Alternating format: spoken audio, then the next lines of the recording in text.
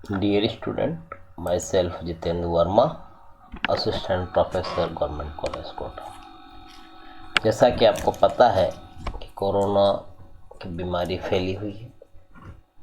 बार बार government की guideline जारी होती है कि सोशल डिस्टेंसिंग रखिए, घर पर रहिए, सुरक्षित रहिए। तो आप भी उस गाइडलाइन का पालना करें ताकि हम और हमारे पे निर्भर लोग अच्छी तरह से रह सकें, उनको गाइड कर सकें, पूरी एजुकेशन का फ़ायदा मिले। इसी क्रम में गवर्नमेंट की गाइडलाइन के अकॉर्डिंग ही ऑनलाइन क्लासेस का दौर चल रहा है। इसमें आपका 60% करीब सिलेबस हम करा चुके हैं। इस तरह से उसी सिलेबस के पैटर्न को ध्यान में रखते हुए आगे हमने लिया है लीफ ग्रोथ एंड फाइलोटैक्सी। ये इस जगह हम पढ़ रहे हैं लीफ ग्रोथ एंड डिफ्रेंशिएशन। इसके पीडीएफ फॉर्मेट में आपको नोट्स हमने दिए हुए, तो आप उनको पढ़िए। टेक्स्ट बुक जो प्रेस्क्राइब करी हुई है वह तथा यूजी की किताब भी आप पढ़िए, तब जाके आपको कई चीज़ें सिस्टम की समझ आएंगी और आप इसको कर पाएंगे। तो इसी क्रम में ये हम देख रहे हैं, तो ये हम चाह रहे हैं unit second leaf growth and differentiation. ये दिख रहा है आपको बच्चों, यूनिट सेकंड के अंदर हम लोग इसको कर रहे हैं। ये पत्ते की संरचना होती है, लीफ की संरचना होती है। इस तरह से यहाँ पर जो लगी होती है स्टिपल्स होते हैं एक्स्ट्रा में अगर हैं तो। ये पेटियोल है, पर्णवृंत इसको हिंदी में कहेंगे। ये इसका बेस है, आधार। ये इसकी मध्य शिरा मिडविन कहलाती है। ये वीन्स है, शिराएँ हैं। ये मार्जिन है, ये अपेक्स है और ये पूरा एरिया ब्लेड कहलाता है, जो कि आपने टैक्सोनॉमी में भी पढ़ा होगा। यही वह स्ट्रक्चर है। इसी तरह से दूसरी साइड अगर हम देखें तो ये और ज़्यादा गहरी दिखाई देती है। वीन्स हैं, मिड वीन्स हैं, टिप्स हैं। ये इस तरह से इसकी संरचना रहती है। तने के साथ अगर हम इसके संबंधों को देखें, इसके भागों को, तो ये इस तरह से कहा जाएगा। ये स्टेम है, ये शीट कहलाएगी। जैसे कि आपने मक्का के पौधे में देखा होगा किस तरह से शीट है, नोड इंटरनोड है, ये वाला नोड, और ये बीच का इन बिटवीन जो दो नोड के बीच का जो इसका है वो इंटरनोड कहलाता है। ये बर्ड्स है, ये पर्ण जिससे जुड़ी हुई है, that is called petiole. Leaf arrangement. Phyllotaxy is the arrangement of leaves on a stem basal. Leaves are attached on the underground stem और राइजोम, तब बेसल कहा जाएगा। अपोजिट, जब टू लीव्स आर अटैच्ड, ये बेसल है। जब two leaves are opposite, ये देखिए बच्चों दोनों हो एक दूसरे के विपरीत है।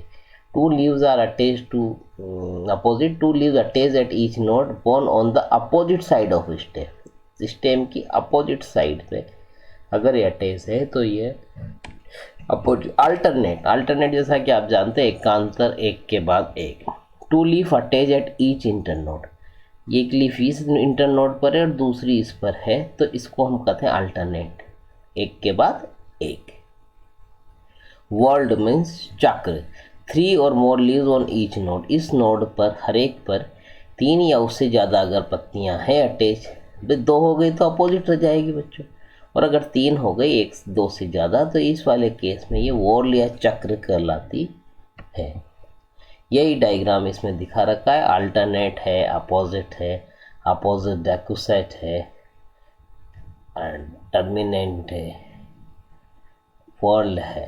इस तरह से ये अरेंजमेंट यहाँ दिखा है। अपोजिट डेकुसेट मीन्स एक बार में तो इस साइड है, दूसरी बार में इस साइड है, लेकिन अल्टरनेट अपोजिट है, लेकिन वह इस तरह से है, जो कि कैलोट्रोपिस में आप देख सकते हैं। हमने टैक्सोनॉमी में भी इसका फ्लावर करा हुआ है। जब भी आपको पत्ती दी जाती है तब भी आपने उसको देखा होगा, और कैलोट्रोपिस अपने कैंपस में भी काफ़ी ग्रो हो रहा है।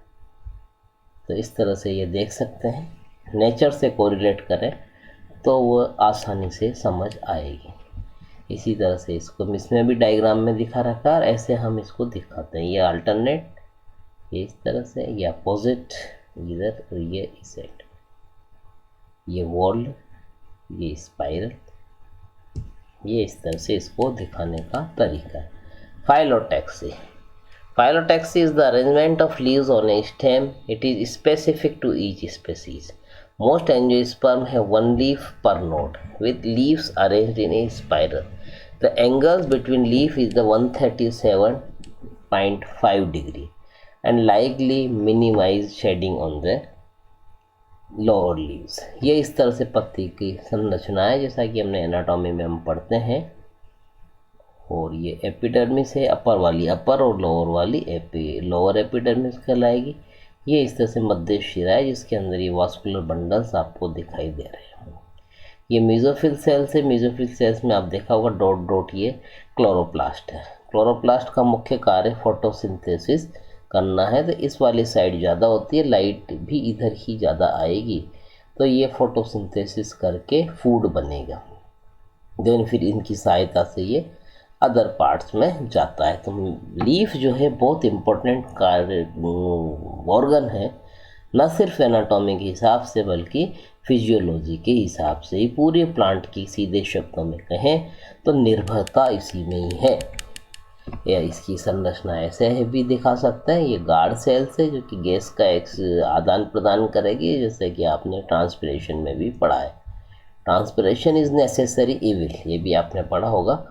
ट्रांसपिरेशन होगा तभी गैस का आदान प्रदान होगा और उस गैस से ही ये रेस्पिरेशन होगा। ये भी है।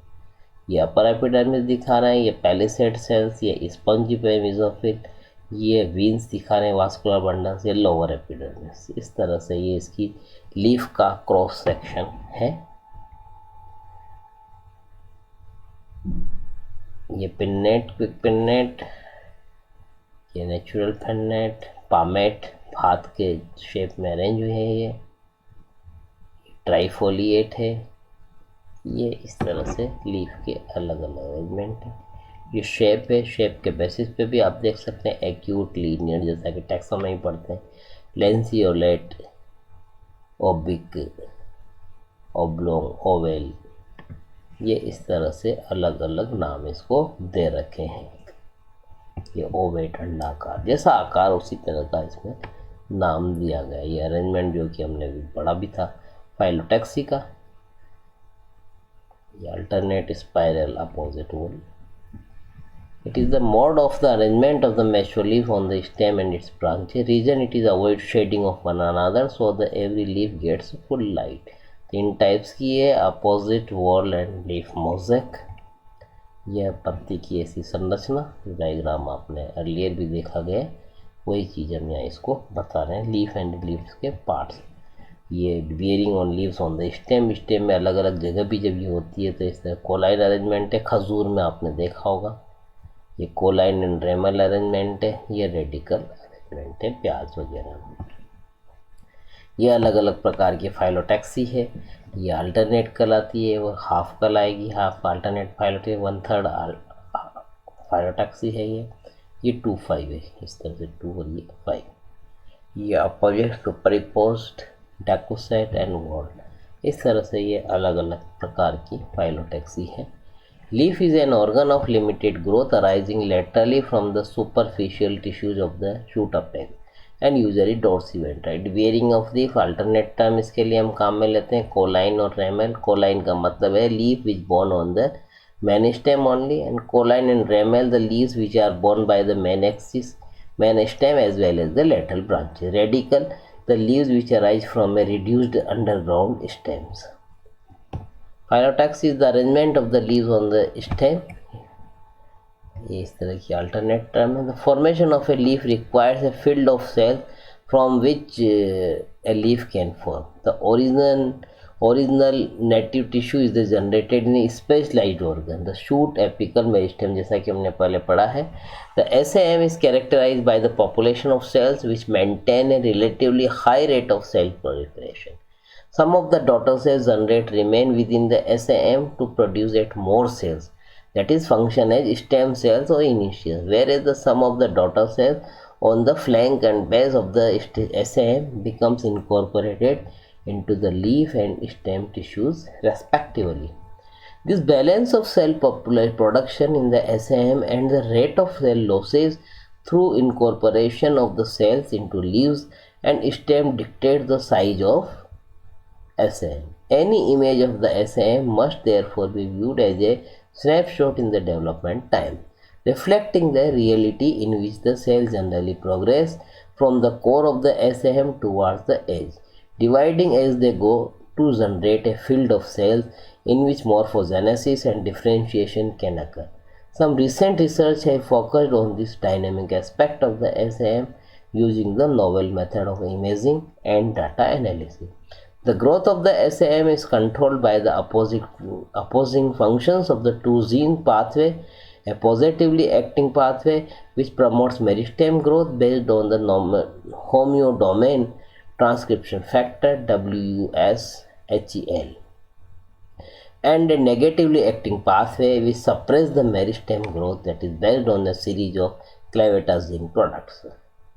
The clevetazine encodes a small secreted ligand and the two receptor-like proteins.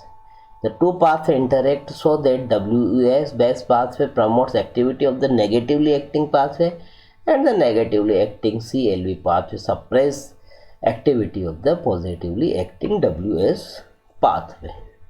Thus, any tendency for increased SAM growth through the increased WUS activity leads automatically to suppression of WUS activity through the CLV loop. Moreover, the analysis of gene expression patterns show that at least in Arabidopsis, the WS and CLV pathway occupy overlapping at spatially separated regions of SAM, indicating that local signaling must occur to coordinate the two pathways. The nature of this signaling is still to be fully elucidated. The WS and CLV paradigm provides a powerful insight into the mechanism of which SAM generates the field of cells. However, a number of questions remains as to how the system actually works. Some of these address the mechanism of interaction between WUS and CLV. ये इस तरह से diagrams में भी ये समझा रखा है.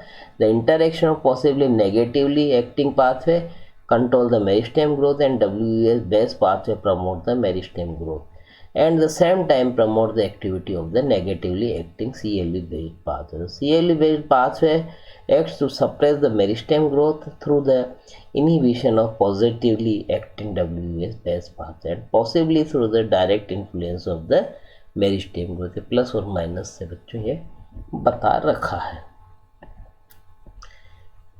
Then stipules is an appendage on both sides of the leaf. Stipules like appendage of the base of the leaflet of a compound leaf. ये इसकी टर्म है जो कि हमने पहले पढ़ रखी है कि क्या क्या अल्टरनेट एक्सिस स्टिपुलेट के लिए क्या कहते हैं, फ्री सेंट्रल केस में क्या है, इसके लिए क्या है, एडनेट क्या है, इंटरपेट्यूलर क्या है, स्टिपुलर केस में फोलिएसियस क्या है, स्पाइनोस क्या है, टेंडिलर क्या है, ये सब स्पीसीज की टाइप्स है. तो डिटेल के लिए बच्चों आप ये बुक्स पढ़ सकते हैं, Singh Pandey Jain, Ganguly Kar etcetera. Thank you.